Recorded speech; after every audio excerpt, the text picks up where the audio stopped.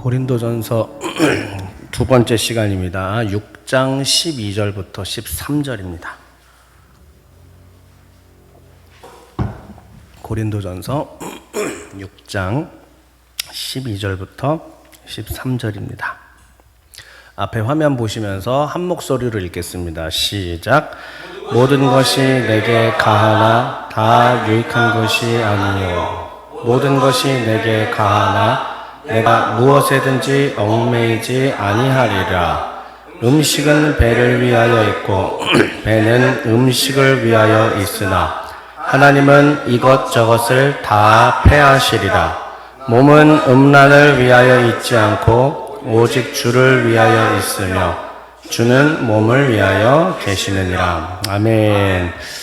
오늘은 두 번째 시간이고 고린도전서의 5개 주제 중에서 두 번째 주제인 음행 문제에 대해서 같이 말씀을 나누도록 하겠습니다. 그래도 이제 지난 시간 내용을 복습을 해야죠. 우리가 이제 되겠죠, 이제? 네, 잘 되리라고 믿습니다. 지난 시간에 제1 주제는 분열 주제였습니다. 분열 주제의 배경이 매우 중요했죠. 고린도 지역과 고린도 교회의 특징을 이해하는 것이 매우 중요합니다. 그거를 이해해야만 그 다음에 2주제, 3주제, 4주제, 5주제까지 다 이제 배경 안에서 연결이 되기 때문에 자, 그러면 앞에 이제 보시면서 또 안 넘어가요. 네. 자, 고린도 교회의 특징이라고 했는데요. 일단은 교만한 교회였습니다. 네, 교만한 교회였고, 다민족 교회였다고 말씀드렸고, 어느 인종들이 섞여 있었다고 했는지 기억하십니까? 어느 인종들? 유대인도 있고, 헬라인도 있고, 로마인. 맞습니다. 인종적으로는 이제 이렇게가 섞여 있었어요. 그러니까 다민족입니다. 로마인과 그리스인과 그다음에 유대인 이렇게 섞여 있으니까 이제 교인들 안에서도 그 인종에 따라서 조금 로마인끼리는 로마인에게, 헬라인에겐 헬라인, 뭐 유대인끼리 사실 좀 더 친해질 수밖에 없잖아요, 그죠? 김예종 성도님은 이제 강 동쪽에 사는 사람들하고 좀 더 친해질 수밖에 없고 서쪽의 가난뱅이들하고는 나는 가까이 할 수가 없다. 네, 뭐 이런 식으로 이제 웃자고 하는 소리예요, 웃자고. 그래서 이렇게 했습니다. 고린도 교회가 이렇게 다민족 교회이고 또 그리고 은사가 조금 이렇게 좀 충만하게 있었던 교회다. 이렇게 드러나는 은사. 그러니까 뭐 방언한다, 예언한다, 통변한다, 뭐 이런 게 있으니까 근본적으로 성경에서 또 하나님이 주시는 교회의 질서보다는 본인들이 받은 은사에 따라서 그 문화를 만들어 나가는 거지. 그런데 이 부분은 우리가 지난 시간에 잘 얘기를 안 했지만은 바울이 2장, 3장 여기서 되게 중요하게 얘기했던 게 뭐였냐면은 영적으로 은사가 충만하게 나타나고 충만하다라는 것도 조금 잘 생각해 볼 필요가 있어요. 방언을 하고 예언을 하고 환상도 보고 성령춤을 추고 할 수 있어요. 있는데 근데 그걸로 인하여 내가 경지에 올랐다고 생각해서 다른 사람을 정죄하고 판단하고 한다는 것은 성경에 정확하게 바울이 뭐라고 얘기하고 있냐면은 그거는 영적이지 않은 거다라고 얘기했습니다. 그러니까 눈에 드러나는 신령해 보이는 은사가 아무리 나타난다고 하더라도 내가 만약에 다른 사람의 발을 씻어주지 않고 다른 사람을 이해해주고 사랑으로 교회에 덕을 세우려고 하지 않는 한 사실은 그거는 어린아이 수준이다. 그거 결코 영적인 게 아니다. 라고 성경이 이야기합니다. 자, 그러면 여러분 은사의 뭐 눈에 드러나는 은사와 성경 중에서 뭐가 위에 있어요? 다시요. 눈에 드러나는 은사와 성경 중에 뭐가 위에 있는 겁니까? 성경이 위에 있죠. 하나님의 말씀의 권위가 훨씬 위에 있습니다. 그럼 하나님은 바울을 통하여 우리에게 남겨주신 성경책에 뭐라고 얘기하셨냐면은 이런 것들이 더 높은 은사가 결코 아니다라고 얘기했습니다. 말씀에 따라서 오히려 십자가를 지고 다른 사람을 섬길 줄 아는 것이 진짜 더 신령한 것이다. 이렇게. 그래서 이제 무질서했고, 그래서 이제 그 은사가 있다 보니까 무질서하고 교만 이제 하게 되고, 그러다 보니까는 바울이 더 뛰어나냐, 뭐 누가 뛰어나냐 이러면서 파벌이 나눠지게 됐었다라고 했죠. 그래서 이 파벌이 어떻게 되냐면은 또 안 넘어가네요.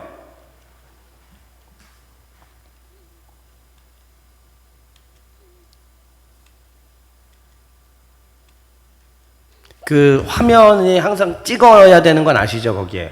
예. 근데 왜 이럴까요? 자.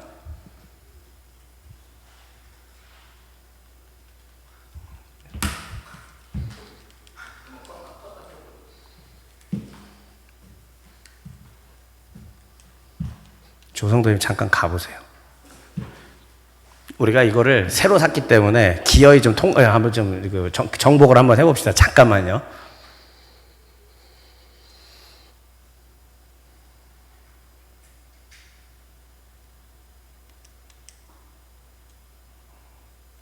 이제 다시 잠깐만요. 네, 됐습니다. 한번 다시 해볼게요. 자, 그래서 고린도 교회의 이 분파, 파벌의 지형도가 어떻게 나타났었냐면은 바울파, 아볼로파, 게바파, 그리스도파였고, 바울파는 로마 시민권자들파, 이제 좀 더. 그 다음에 아볼로파는 약간 헬라인 쪽들. 그 다음에 게바파는 유대인, 게바가 베드로니까 유대인 쪽들. 그리스도파는 자기 자신들만이 유일하게 복음을 가졌다라고 주장하는 사람들. 예. 이렇게. 그러니까 다른 교회를 인정하지 않는 거지. 다른 신앙인들을 인정하지 않지. 자기들만이 이제 진리라고 여기는 사람들. 이런 사람들이 고린도 교회 안에 섞여 있었던 거였다라는 말씀까지 드렸고, 그때 바울이 이런 말을 했어요. 자, 그 고린도 지역이 가지고 있었던 철학적 사상이 교회 안에 그대로 묻어 들어왔고, 그 철학적 사상은 뭐였냐면 강한 자가 위대하다, 똑똑한 자가 위대하다, 웅변가가 위대하다, 성공한 자가 위대하다라는 이 철학적 사상이 교회 안에 그대로 있었던 거예요. 그래서 바울과 아볼로 중에 누가 더 과연 뛰어난가를 가지고 성도들이 싸우고 있는 거예요. 바울이 이제 얘기를 하는 거지. 이게 과연 신령한 거냐? 이런 거 갖고 서로 싸우는 게 신령한 것이냐라고 말을 하고 있는 것입니다. 그러면서 바울이 이렇게 얘기합니다. 십자가에 달리신 예수님은 실패자처럼 보였다. 그런데 그 실패자이신 예수님이 세상을 구원했으니 둘 중에 어디가 더 위대한 것이냐, 이 얘기를 지난주에 했었죠. 답은 알고 있습니다, 여러분. 어디가 더 위대하다? 십자가에 달리신 실패자 예수님이. 그래서 이걸 가리켜서 바울이 뭐라고 얘기합니까? 무슨 지혜? 네, 지난주에 핵심이었잖아요. 십자가의 지혜. 그게 우리 성도들이 늘 갖고 있어야 되는 지혜입니다. 지는 게 이기는 거다. 사랑으로 품는 게 이기는 거다. 싸워 이기는 게 이기는 게 아니다라는 것이죠. 그래서 자, 지난주에 마지막 메시지 내용 중 정리 내용이었지 않습니까? 천국에서 큰 자는 누구인가? 져주는 사람, 발을 씻어주는 사람이고, 참된 지혜는 무엇인가? 내가 탁월을 추구하겠다가 아니라 탁월치 않은 자들에게 먼저 가서 자신의 삶을 기꺼이 내어줄 수 있는 것이 진정한 지혜이다. 그게 참된 지혜다 라고 얘기했습니다. 그리고 이것을 누가 모범을 보이셨느냐? 바로 십자가에 달리신 우리 주 예수 그리스도께서 그 일을 하셨다라는 얘기까지 하게 되었습니다. 이게 바로 지난주에 들었던 첫 번째 주제인 분열 문제였습니다. 자, 그러면은 이제 오늘은 이어서 두 번째 주제입니다. 음행 문제, 4장부터 7장까지 다루고 있는 내용인데요. 고린도 교회 내에서도 음행 문제가 생각보다 쉽지 않았던 것 같아요. 지난 10여 년간 한국 사회에 여러 가지 주요 의제들, 주요 담론들이 있었습니다. 근데 그 중에서도 굉장히 성과 관련된 부분들은 매우 중요한 의제와 담론이 되었었습니다. 젠더 이슈도 비교적 최근까지 있었던 것이고요. 성적 자기 결정권이라는 단어라든지, 그 다음에 또 뭐 박사방 아니면은 각종 성범죄, 이런 것들이 지난 10여 년간 대한민국 사회에 아주 중요한 의제였었습니다. 근데 이와 마찬가지로 고린도 교회, 2000년 전의 고린도 교회도 동일하게 성은 주요 담론이었습니다. 그런데 바울이 이 교회 안에서 벌어진 음행 문제에 대해서 4장부터 7장까지 여러 가지 솔루션을 제시하는데요. 이 바울이 준 솔루션은 단지 음행을 저지르는 사람을 이렇게 처벌하라라는 그 처벌에 국한되지가 않습니다. 바울은 이 음행의 사건이 일어난 고린도 교회 성도들을 위하여 그거보다 한 차원 더 높은, 그러니까 단지 그냥 이 사람 처벌해라 마라 이 말이 아니라 그 위에 몸이란 무엇인가. 그리스도인은 사실 이 신체, 우리 다 몸을 갖고 있잖아요. 만져지는 물질, 육체. 도대체 몸이란 무엇이고 우리는 몸을 어떻게 이해해야 하는가에 대해서 바울이 4장부터 7장까지 그 내용을 담아 놓았습니다. 그래서 오늘 강론은 2000년 전에 하나님께서 바울을 통하여 주신 말씀이고 저는 이것을 그대로 대언해서 해설해서 여러분들에게 전달해 드리겠습니다. 바로 없기는 하나님의 영이신 성령께서 이 텍스트를 가지고 오늘 우리에게 올바른 몸에 대한 이해를 시켜주시기를 간구드립니다. 자, 마음을 열고 그래서 같이 받으면 좋겠어요. 그래서 오늘의 순서는 자, 이와 같습니다. 고린도 지역은 몸을 어떻게 이해하고 있느냐? 그리고 고린도 지역에 살고 있는 고린도 교회는 또 몸을 어떻게 이해하고 있느냐? 그리고 그리스도인들은 그래서 몸을 올바르게 어떻게 이해해야 하는가에 대해서 나눠보도록 하겠습니다. 고린도 지역의 몸 이해입니다. 자, 어려운 내용이에요. 말만 들어도 벌써 이제 그냥 이상 어렵습니다. 아주 쉽게 설명할 테니까 한번 잘 보세요. 둘로 나눠져 있죠, 여러분? 대조 돼 있죠? 둘로 나눠져 있습니다. 왼쪽은 좋은 거, 오른쪽은 나쁜 거인데 이게 2000년 그 전쯤에 그 당시에 유럽 사회, 즉 헬라 문화가 지배하고 있는, 헬라라는 말은 다른 말이 아니라 그리스라는 뜻이에요. 그러니까 그리스 철학이라고 얘기하는 겁니다, 이게. 그러면 우리가 알고 있는 그리스 철학이라 하면은 교과서에서 배웠던 이름들, 소크라테스, 플라톤, 아리스토텔레스, 그다음 조금 더 어려운 이름 외워보신 분들은 탈레스, 아낙시, 만드로스 이런 거 우리 교과서에서 잠깐 그냥 언급하고 넘어갔던 이름들이 있는데 이 중에 가장 중요한 인물은 사실 누구냐면은 플라톤이에요. 성경은 플라톤과 뗄래야 뗄 수가 없습니다. 왜냐하면은 플라톤이 제시하고 있는 세상에 대한 이해는 세상은 둘로 나눠져 있다. 그러니까 영적인 세계인 이데아 세계와 물질의 세계인 현실 세계 둘로 나눠져 있다. 이 플라톤적인 사고가 사람들에게 강하게 있었고 사실은 우리가 이해하고 있는 천국, 지옥, 그다음 이 땅 이러한 개념도 사실 플라톤적인 이해로서 사람들이 풀어낼 수 있었던 겁니다. 오히려 기독교에서 말하고 있는 천국, 지옥 그리고 땅에 대한 이해가 더 수월해질 수 있었던 이유는 플라톤 철학이 있었기 때문이에요. 그게 없었다면 이해하기가 더 어려웠을 겁니다. 그런데 예수님의 복음이 선포되기 이전에 이미 그 지역에는 플라톤의 이 둘로 나눠진 세상이라는 철학, 이거를 좀 어려운 말로 무슨 론? 이원론. 그러니까 둘로 돼 있다. 둘로 돼 있다라는 뜻이에요. 그래서 이 이원론적인 사고가 이미 팽배해 있었고 그들이 이원론적인 사고를 갖고 있는데 여기에서 조금 더 가치적인 판단이 있었던 거예요. 그건 뭐냐? 영혼, 정신, 하늘 만져지는 거예요? 아니죠? 이런 것들은 좋은 거라고 생각한 거예요, 이 사람들은. 그럼 반면에 만져지는 것들, 육체, 물질, 땅 이런 것들은 뭐다? 안 좋은 거, 나쁜 거 이렇게 생각하는 겁니다. 그러니까 더 어렵게 고민하실 게 없고 고린도 지역 사람들은 예를 들어서 학교에 가서 이제 배운다. 우리처럼 도덕 시간에 그 학교 사회 시간에 배운다면은 기본적으로 저 사고를 배우는 거예요.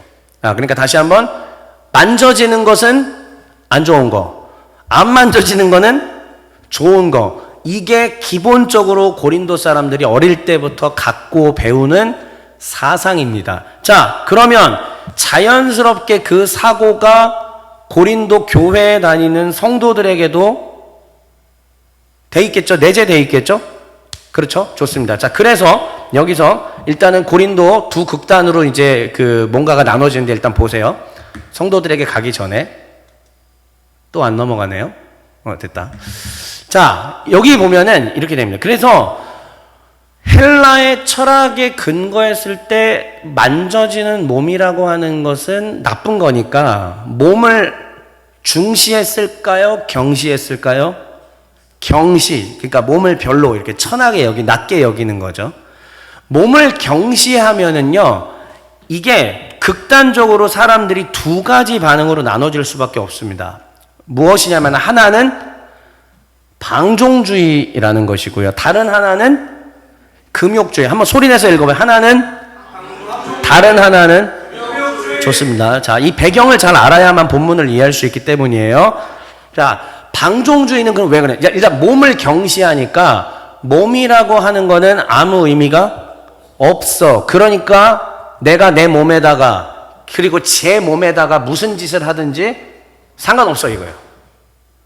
그래서 이 고린도 사람들은 방종주의적으로 해서 내 몸에 뭘 하든지 제 몸에 뭘 하든지 상관없으니까 그냥 내 마음이 움직이는 대로만 가자라고 해버린 거예요. 몸을 함부로 굴리는 거죠. 몸을 함부로 굴려요. 그리고 자기 스스로 자기를 이제 변호하는 거죠. 내 마음은 순결해, 괜찮아. 이렇게 넘어가는 거예요. 사실은, 그러니까 그러면서 음행을 하게 되는 거죠. 내가 그냥 저 여자가 눈에 들어오면 그냥 차지해버리는 거예요. 한다든지, 그 사회의 기본적인 윤리나 이런 것들도 다 파괴해버리고 그냥 내 마음의 욕망대로 움직여버리는 겁니다. 그래 놓고 내 마음은, 나는 순결해. 라고 그냥 자기 변호를 하는 거죠. 자, 그러면 오히려 반대로 몸을 경시하기 때문에 몸과 관련된 거는 아예 어떻게 하지 말아야지. 이쪽도 극단적으로 있었다라는 얘기예요. 그래서 몸은 더럽고 낮고 천한 것이야. 영혼만 중요하고 그래서 성과 관련된 모든 행위는 다 금지해야 된다. 결혼을 했음에도 불구하고예요, 이거는. 결혼을 했음에도 불구하고 성과 관련된 거는 아예 안 해야 돼. 그건 더러운 거야. 아이를 낳는 용도로만 딱 쓰고 그다음부터는 하면 안 돼. 라고 이제 이렇게 해버리는 것이었죠. 자, 서로 굉장히 극단적인 반대인 것 같지만은 공통의 뿌리는 뭐냐면은 몸을 경시했다라는 것. 그리고 그러면 몸을 경시했으니까 뭐만 중요시했다? 예, 보이지 않는 마음, 영혼, 이런 것만 중시했다라는 겁니다. 자, 이게 고린도 지역에서의 몸 이해예요. 이게 아주 근본적이고 기본적인 이 사람들이 가지고 있는 생각입니다. 자, 그러면 자연스럽게 이러한 사상이 고린도 교인들에게도 묻어 있을 것이고 교회를 다녀요. 그런데 이미 성인이 되고 전도받아서 왔을 거 아니에요. 그러니까 아무리 성인이 되고 아무리 전도를 받고 예수님을 믿는다 하더라도 단번에 바뀌어요? 안 바뀌죠? 내가 일평생 살아왔던 그 사고방식에 젖어 있었기 때문에 그 사고방식이 바뀌지가 않습니다. 그러니까 교인이라 할지라도 방종주의적인 교인이라면은 하고 싶은 대로 질러버리는 거예요. 금욕주의적인 교인이라면은 또 그런 식으로 이제 교회 안에서 결혼했음에도 불구하고 이렇게 해버리는 거예요. 바울은 여기에 대해서 분명하게 올바르게 교정할 필요가 있다라고 생각해서 음행에 관련된 문제를 설명하면서 더 높은 차원인 몸을 어떻게 이해해야 되는가에 대해서 말을 하는 것이었습니다. 그러면 자, 두 번째로 고린도 교회의 몸 이해로 넘어가 보겠습니다. 자, 이게 4장 17절부터 7장 40절의 본문 구조예요. 구조 오랜만에 보죠. 근자에 제가 구조 잘 안 보여드렸잖아요. 여러분들이 눈이 막 맛이 가는 것 같아가지고. 자, 그런데 다시 한번 보세요. 4장 17절부터 7장 40절의 내용은 전체 주제가 음행 문제인데 구조가 이렇게 되어 있습니다. 하나는 방종주의에 대해서 대응하는 메시지예요, 바울이. 그러면 저 아래 7장은요, 금욕주의에 대응하는 메시지였습니다. 왜? 고린도 교회 안에도 이 두 사상이 충돌하면서 문제를 일으키고 있었기 때문에. 그러면 가운데 있는 것은 뭘까요? 성도들은 몸에 대해서 이렇게 올바르게 이해를 해야 된다. 이게 성경적이고 이게 하나님 말씀에 근거한 것이다 라고 바울이 6장 9절부터 20절까지의 내용을 정리하고 있습니다. 그렇다면 오늘 본문인 6장 12절부터 13절은 어디에 해당해요?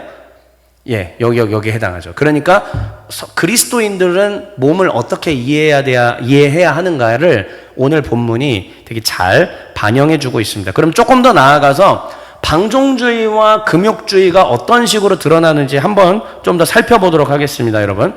자, 방종주의는 어떠느냐? 글씨가 좀 그래도 보이죠? 네, 그래도 보이리라고 믿고 자, 여기 한번 보겠습니다. 고린도 교회의 방종주의. 자, 한 단계별로 한번 쭉 가볼게요. 헬라 이원론의 영향을 받았다. 그러니까 두 번째, 몸은 중요하지 않다. 세 번째, 몸으로 뭘 하던 내 영혼에는 영향이 없다. 그러니까 이 사람들이 외치는 말 4번 읽어볼래요? 4번 시작. 가하다라는 얘기는 가능하다라는 얘기, possible이라는 뜻이에요. 모든 것이 가능하다라고 얘기를 해버리죠. 그러니까 음행마저도 어떻게 된다? 가능하다라고 얘기하는 거예요. 그래서 자신의 마음속에 올라온 욕구를 그냥 범했을 때 정당화시켜버리는 아주 놀라운 도구로 이들이 이 방종주의적인 헬라 사상을 삼고 있었던 것입니다. 그러면 실제적으로 고린도 교회에 일어난 음행 사건이 무엇인가? 바로 이거였습니다. 이 아래에 보세요. 여기 한 젊은이가 있는데 나는 헬라 이원론의 영향을 받은 자, 몸은 경시해. 오케이. 몸으로는 뭘 해도 상관없어. 그러니까 그러니까 자기한테 새엄마예요. 근데 새엄마가 좀 젊을 수도 있겠죠?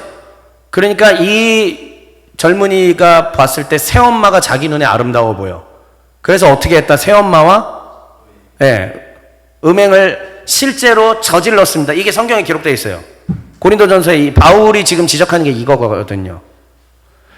그러니까 계모와 관계를 맺어야지라고 공개적으로 근데 음행이 발생했는데 이러면 자, 이 일이 벌어지면 교회 내에서 한 젊은이가 이 일을 저질렀을 때 주변의 교인들이 어떻게 해야 될까요?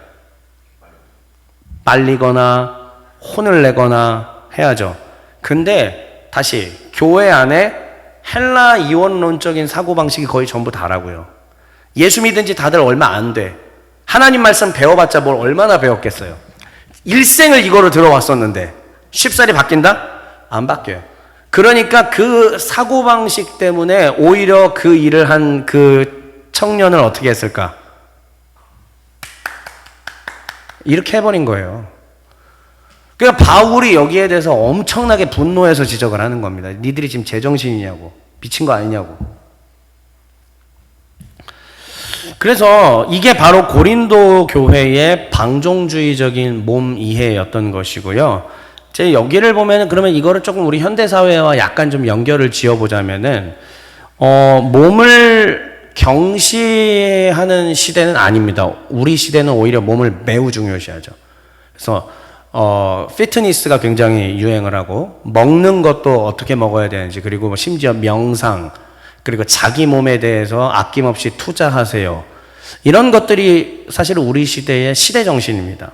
몸의 욕망이 최우선되고 있는 거죠. 그러니까 2000년 전과 지금이 조금 달라. 여긴 몸을 경시했고 여기는 몸을 매우 중시하는데 결과는 같아요. 그래서 몸의 욕망이 우선이에요. 내 몸이 원하는 내가 바라는 내 욕망이 최우선이에요. 그러니까는 현대사회에서는 이것이 사상으로 어떻게 흘러가느냐? 내 몸의 주인은 나고 어차피 한 번뿐인 인생이니까 아끼다가 똥 된다. 이러면서 마음껏 누리고 즐기자라고 하는 거예요. 그러면서 대한민국 헌법의 제10조에 있는 행복 추구권에 근거해서 성적 자기 결정권이라는 표현들이 지난 10여에서 20년간 굉장히 유행하는 표현이기도 했던 것이었습니다. 그런데 이제 현대사회의 이와 같은 방종주의적인 몸 이해 때문에 일어나게 된 일들은 무엇인가? 물론 과거로부터 계속됐지만 유흥이 더 심해지고 마약, 그 다음에 혼전 성관계, 그 다음에 미성년자 성매매, 그리고 해외 원정 성매매까지 이런 것들이 조금 더 지능적이고 그리고 사람들의 마음속에 죄의식이 없는 채로 그 일을 저지르게 만들어낸다. 과거에는 그런 일을 했을 때 매우 죄의식이 있었지만은 이제 그런 도덕들과 기준들도 지금 현대사회에서는 많이 무너져서 죄의식 자체가 없이 한 번뿐인 인생, 내 몸, 내가 결정하는 거야. 성적 자기결정권. 몸 이해를 어떻게 하고 있느냐? 이건 내 거야 하는 이거예요. 내 거니까 내가 알아서 한다는데 누가 뭐라고 할 거야 라는 쪽으로 현대사회는 이루어지고 있습니다. 그러니까 2000년 전의 고린도 교회의 방종주의적인 몸 이해는 현대사회에 이런 부분과 있다라는 것을 기억할 필요가 있습니다. 그러면 이제 두 번째로 금욕주의예요. 자, 금욕주의도 똑같이 이 프로세스대로 한번 가볼게요. 첫 번째, 몸은 더럽고 연약하다. 그대로입니다. 그 다음 두 번째, 성욕은 영성을 방해한다라는 생각을 갖고 있습니다.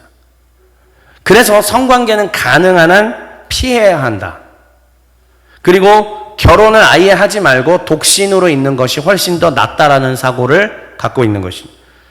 그래서 결혼을 했음에도 불구하고 아예 더 마지막 단계는 성관계를 아예 제한하거나 하지 않는, 여기까지 가요. 이유는 뭐냐? 영성을 방해한다는 것입니다. 이게 대단히 잘못된 신앙이에요, 이것도.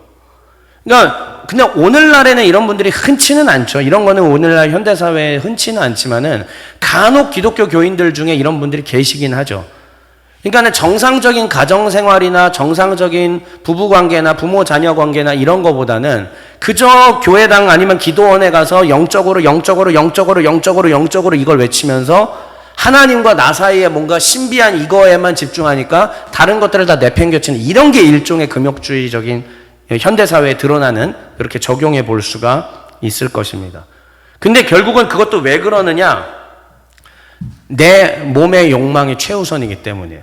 이게 영혼을 중요시한다고 하는 것 같지만 사실은 그것조차도 내 몸의 욕망에 따라서 내가 그거를 거부한다라는 것과 있다. 이건 좀 이해가 안 될 수도 있긴 하지만 이제 그렇게 얘기합니다. 그러면 자, 지금 우리는 바로 앞에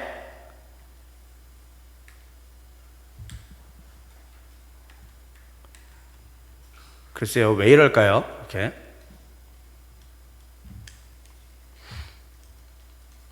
자, 다음 넘겨주세요. 아니요. 그 전으로. 예. 자, 다시 그 앞에. 자, 방종주의적인 몸 이해를 살폈고, 그 다음 넘겨달라고요. 예. 네. 금욕주의적인 몸 이해를 우리가 살펴보았습니다. 자, 그런데 문제는 고린도 교회의 방종주의와 금욕주의는 자신의 영혼을 중시하기라도 했어요. 이거 되게 잘 한번 생각해 보세요. 자, 고린도 교회의 방종주의와 금욕주의는 몸을 경시한 거지, 뭐는 중요시했다? 영혼은 중시했습니다. 그런데 오늘날 현대사회는 문제가 훨씬 더 커요. 지금 우리가 현대적인 적용을 좀 해봤지만은 사실은 몸의 욕망과 내 몸이 원하는 것을 중시하긴 하는데 영혼에 대한 관심은 아예 잃어버린 거예요. 그러니까 현대사회가 과거 이때보다도 더 문제가 될 수밖에 없는 거는 철저히 물질에 따라서 모든 것들이 움직여가게 되었다라는 것. 그래서 우리 교회 다니는 우리 신자들이라 할지라도 하나님과 영혼, 나의 영혼, 상대의 영혼에 대한 관심보다는 사실은 몸이 원하는, 그래서 욕망이라고 하는 것도 사실은 몸과 연결되어 있기 때문에 그 몸이 원하는 것 위주로 모든 것들을 해나가는 문제를 낳게 됐다. 영혼과 몸을 모두 잃어버린 시대가 지금 현재 시대라는 것입니다. 자, 그러면 고린도 교회의 몸 이해까지 살폈습니다. 방종주의와 금욕주의. 그러면 여기에 대해서 바울은, 성경은 우리에게 올바른 몸 이해에 대해서 어떻게 설명하고 있을까요? 다음 그림입니다. 오늘의 본문입니다. 자, 굉장히 중요한 본문입니다. 일단은 12절, 13절 한번 다시 읽고 해설해 드리겠습니다. 시작.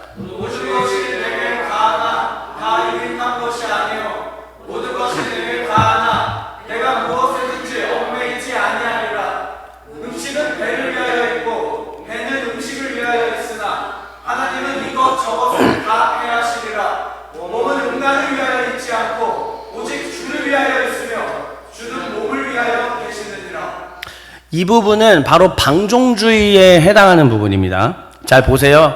여기서 노란색으로 제가 색칠한 부분들은요, 바울이 그냥 자기 자신의 뜻으로 말을 하는 게 아니에요. 그 당시에 고린도에서 유행했던 슬로건입니다. 이게 되게 중요한 부분이에요. 다시 한 번만요. 그 당시에 고린도에서 유행했던 슬로건이에요. 그러면은 그 슬로건이 뭐냐? 모든 것이 가하다라는 슬로건이 하나 있었던 거고요. 두 번째 슬로건 13절에 뭘까요?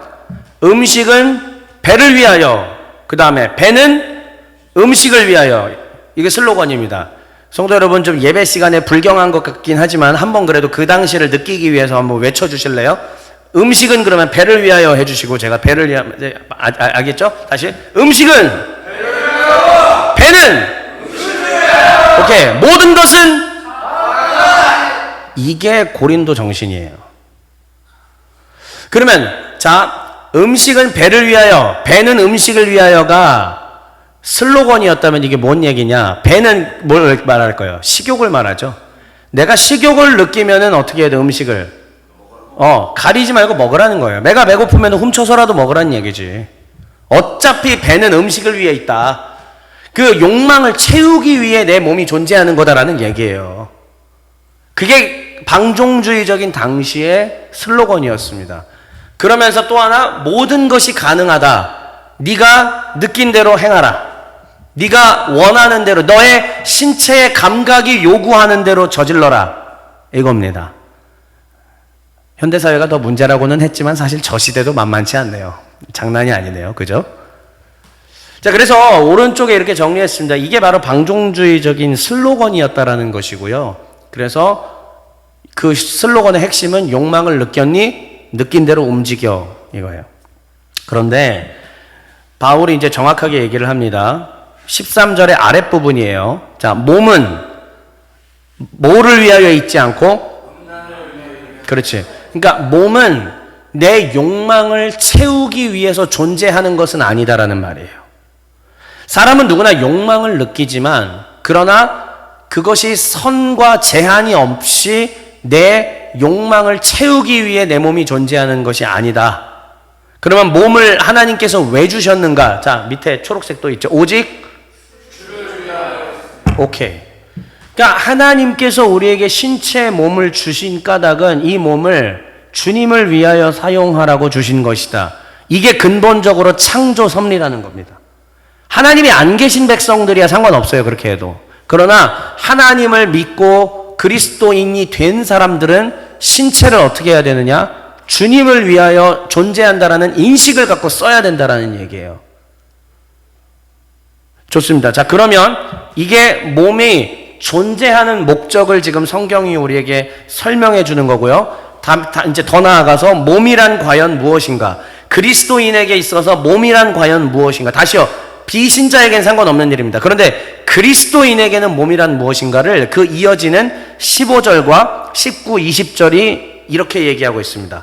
자, 15절 말씀 먼저 15절에 아예 다 읽어주세요. 3절 말씀 시작. 너희 몸이 그리스도의 지체인 줄 알지 못하느냐? 내가 그리스도의 지체를 가지고 창녀의 지체를 만들겠느냐? 결코 그럴 수 없느니라.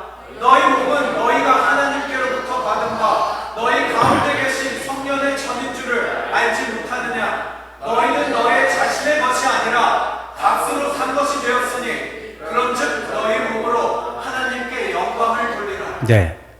정말 중요한 내용이 지금 여기 다 나왔습니다. 보세요. 일단은 우리 몸의 정체입니다. 정체. 우리 몸은 지금 단독적으로 내가 내 몸이 여기 있는 것 같은데, 자, 누구랑 연결되어 있지 않죠? 당연히 내 몸이 연결되어 있지 않습니다. 그런데 사실은 이 물질로 된 육체가 전부가 아니고, 이 물질로 된 나의 육체는 사실은 누구와 영적으로 연결되어 있다. 예수 그리스도와 연결되어 있다라는 것을 성경이 얘기를 하는 거예요. 그러니까 헬라 이원론적으로 사고하는 게 하나님과 이 땅을 이해하는 좋은 도구가 되긴 했지만, 그것으로 모든 걸 이해했더니 이런 문제가 발생했고, 근데 이제는 이게 통합되는 것이죠. 사실은 영과 육이 분리가 될 수가 없다라는 것. 그러니까 우리는 우리의 신체를 여기 갖고 있지만은 우리의 영혼은 그리스도를 나의 구주로 모시는 순간부터 어떻게 되냐면 예수님과 완전한 유착이 됩니다. 그래서 성경은 이걸 어떻게 표현했죠? 그리스도가 우리의 교회의 머리가 되신다라고 얘기했고, 머리와 신체가 떨어지면 어떻게 돼요? 죽는 거잖아요. 그런데 그리스도는 머리가 되시고 교회는 그의 몸의 일부를 이루고 있고 몸이고, 우리는 그 교회의 지체의 한 부분이다라고 표현을 하는 것이죠.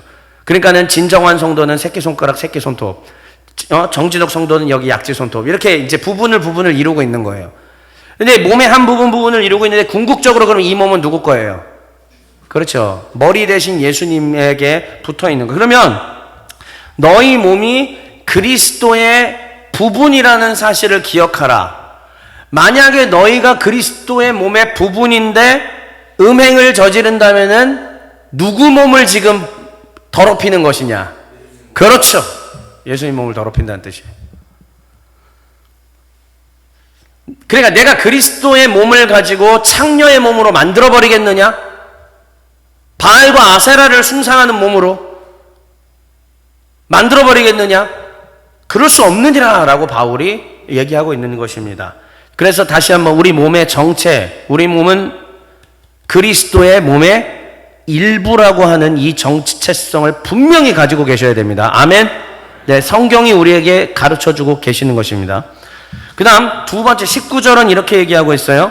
너희는 뭐를 지금 담고 있는 그릇이다. 성령을 담고 있는 그릇이다. 너희 몸은 그냥 또 이런 물질로 된 무가치한 몸이 아니라 거룩하신 하나님의 영이신 성령을 담고 있는 그릇이라는 뜻이에요. 그러니까 너희 몸은 성령이 거하시는 성전이다라고 얘기하는 거예요. 그런데 만약에 우리가 음행을 저지른다면은 하나님의 성전을 지금 어떻게 만들어버리는 거? 더럽히는 거예요. 그러니까 구약시대 때 아하스 왕이 그랬지 않습니까? 저 다메섹에서 제단의 멋진 양식을 보고 그거를 가지고 그대로 성전에다가 그걸 세워버렸어요. 그랬을 때 이 성전은 지금 어떻게 된 거예요? 더럽혀진 겁니다. 그게 음행이라고 성경은 얘기하고 있는 거예요. 구약시대 때 이스라엘이라고 하는 나라가 전체적으로 어떻게 음행을 저질렀느냐? 바로 다른 신을 숭배함으로 음행을 저질른 것이고, 우리는 그것이 그 우상숭배에 대한 욕망이 그대로 우리는 어떻게 이성이라든지 아니면 동성이라든지 어쨌든 성적인 욕망에 대해서 투영되어서 그 행위를 마음껏 선 없이 제한 없이 저질러 버림으로 말미암아 사실은 우상숭배를 잃어버리는 거랑 똑같은 얘기예요. 그러면 내가 내 몸을 그렇게 더럽히고 상대의 몸을 더럽힘으로 인하여서 어떻게 되느냐? 누구 몸이 더럽혀지느냐? 하나님의 몸, 그리스도의 몸, 성전, 그리고 성령의 전인 성전이 더럽혀지게 되는 엄청난 문제를 야기하게 되더라라는 얘기입니다. 그래서 분명하게 얘기합니다. 너희는 너희 자신의 것이 아니다. 그러면 우리는 그 세속 국가의 헌법으로는 성적 자기 결정권이 있고 행복 추구권이 있습니다. 이거는 세속 국가의 국민으로서 누릴 건데, 그리스도인은 여기서 한 단계 더 나가야 되죠. 바울도 빌립보서에서 뭐라고 얘기하고 있습니까? 로마 시민권자이지만 그러나 나는 천국 시민이 먼저다. 천국 시민권자가 먼저. 우리가 예수님을 믿는 그 순간부터는 대한민국의 국적보다, 거기에 헌법보다 지켜야 돼요. 그러나 그거보다 더 위에 있는 상위법은 무엇이냐면은 하나님 나라 천국의 시민법이라고 하는 것입니다. 그러면 하나님의 나라의 천국의 시민법에 따르자면은 우리의 신체는 소유가 누구에게 있다? 예, 하나님께 있다라는 것을 우리가 분명하게 인정하라는 말입니다. 지금 하나님이 그것을 여러분들에게 요구하고 계시는 겁니다. 종회교회 가족들에게 지금 이걸 가르쳐주고 계시는 거예요. 너희의 몸과 너희의 시간과 에너지, 그 결정권이 너희에게 있는 게 아니다라는 것을 주님이 지금 말하고 계시는 것입니다. 소유권이 누구에게 있다? 하나님께 있다라는 사실을 분명히. 그러므로 그러면 하나 더. 왜? 근거가 뭐냐? 20절에 첫 번째 상단에 나와 있습니다. 읽어볼까요? 상단만. 시작. 이미 예수 그리스도의 피로 값주고 사셨기 때문에 소유 권한이 하나님께로 넘어갔어요. 그러니까 김예종의 신체는 김예종 게 아닌 거예요. 누구 것이다? 하나님 거죠. 한숨 빡시고 계시네요 지금. 하나님 것이란 얘기지. 이게 신자란 말이에요. 이게 그리스도인이에요. 그래서 성경이 말하고 있는 하나님의 법에 따라서 순종하며 살아가는 것이 하나님의 백성입니다. 그러므로 결과, 그래서 우리는 어떻게 해야 된다? 우리의 몸으로 하나님께 영광을 돌리며 살아야 된다라는 것이 오늘 성경이 우리에게 말씀해 주고 있는 것입니다. 그러므로 마지막 그림이에요. 자, 이게 이렇게 정리되는 겁니다. 그리스도인은 몸을 어떻게 이해해야 되는가? 내 몸은 누가 소유하신다? 크게 얘기하세요. 다시. 내 몸은 누가 소유하신다? 좋습니다. 그럼 내 몸은 누구의 일부이다? 좋습니다. 그리고 내 몸은 누구를 담고 있는? 성령님을 담고 있는 거처이다. 여기에 성삼위 하나님의 삼위일체적 신학이 다 드러나죠. 우리의 몸 안에는 우리 몸의 소유주는 하나님이시고 우리의 몸은 예수님의 일부이고 그리고 그 몸 안에는 누가 거하신다? 하나님의 거룩하신 영이신 성령이 거하신다. 그러므로 결론, 뭐 하지 맙시다. 음행하지 맙시다라는 게 그래서 결론인 거예요. 사실 그냥 음행하지 말라 한마디로 끝내도 되지만 10계명의 말씀대로 간음하지 말라 이걸로 끝낼 수 있지만 여기에 대한 왜 그런 건지에 대해서 하나님께서 바울을 통하여 상세하게 풀이를 해주신 것입니다. 오늘 우리는 이것을 2000년 전에 바울을 통해서 하나님이 주신 메시지를 들었습니다. 그러므로 우리는 우리의 몸에 대한 올바른 이해를 가지고 음행하지 말아야 될 것입니다. 그렇다면 여기서 말하는 음행이라는 것은 무엇이냐? 우리가 방종적으로 하고 싶어하는 그 모든 것들을 말하기는 하는데 그러면 음행이 되지 않을 수 있으려면 어떻게 해야 되느냐? 반드시 혼인 안에서, 이게 하나님의 법입니다. 반드시 혼인 안에서 이루어지는 모든 것들은 하나님께서 응원하시고 기뻐하시고 밀어주시고 오히려 지지하신다라는 이 사실을 우리 모두가 기억해야 할 것입니다. 네, 그러므로 우리가 못하고 있는 것이겠지만은 의도적으로 또 결혼을 안 해야겠다라는 생각도 조금 바꿀 필요가 있습니다. 하나님께서 주신 축복을 누려야겠다라는 마음을 가지고 또 혼인을 향하여 달려나가는 성도들이 돼야 되고요. 의도적으로 그걸 거부하거나 또 내 몸의 소리에만 너무 귀 기울여서 나만 지금 내가 느끼는 이대로만 뭐 잘 먹고 잘 살면 돼. 이런 식으로 하지 마시고 혼인을 통한 성장과 이런 것들도 우리가 추구하며 나아가야 된다라는 것이 오늘 그리스도인의 몸의 이해에서 주님께서 주시고자 하는 메시지입니다. 그러므로 혼인 전까지는 결코 음행으로 범죄를 저지르지 않는 저와 여러분 돼야 될 줄 믿습니다. 마지막 메시지입니다. 읽고 마칩시다. 시작. 오 주님, 내 몸을 내 것처럼 사용했던 것을 회개합니다. 내 몸은 내 것이 아닌 주의 것임을 고백합니다. 나는 예수님의 일부입니다. 나는 성령님을 모셨습니다. 그러므로 음행하지 않겠습니다. 하나님이 주신 기준 안에서 몸을 누리며 살겠습니다. 연약한 나를 도와주소서. 아멘.